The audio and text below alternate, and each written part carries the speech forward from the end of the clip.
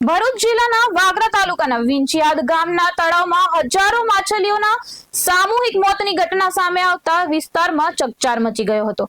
તળાવના કિનારે મોટી સંખ્યામાં મૃત માછલીઓ મળી આવતા અને સ્થળ પર મેડિકલ વેસ્ટ પણ જોવા મળતા પાણી પ્રદૂષિત થયું હોવાની આશંકા વ્યક્ત કરવામાં આવી રહી છે। સ્થાનિકોએ મૃત માછલીઓને ટ્રેક્ટર મારફતે બહાર કાઢી જમીનમાં દાટી દીધી હતી। જો કે હજુ પણ તળાવમાં અનેક મૃત માછલીઓ તરતી હોવાનું જણાઈ રહ્યું છે।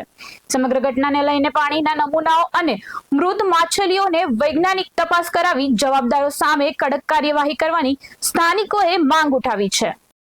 મચ્છી તળાવમાં મરી ગયેલી જોવા મળી, ગામના લોકો દ્વારા જોવામાં આવ્યું અને મને જાણ થઈ તો અમે ત્યાં તળાવે આવીને જોયું કે મચ્છી વધારે પ્રમાણમાં હજારોની સંખ્યામાં ત્યાં મૃત થઈ।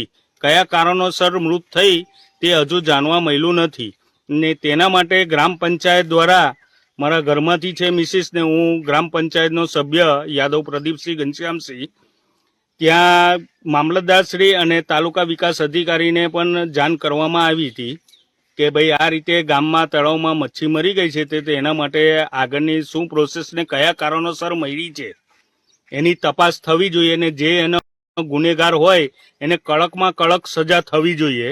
અમે અમારી ગામની ફરજ અદા કરીને એને તળાવમાંથી મચ્છી કાઢી અને ટેલરમાં લઈ જઈ અને ગામની બહાર લઈ જઈને એને ખાડો કરી અને અંદર એને માટીમાં નાખીને એને દફનાવી દીધેલી છે, બરાબર। એ રીતે 3 દિવસથી સતત કાર્યક્રમ આ ચાલુ જ રહે છે, તો પણ હજુ કોઈ અધિકારી કોઈ અહીંયા ગામ પર જોવા આવ્યા નથી।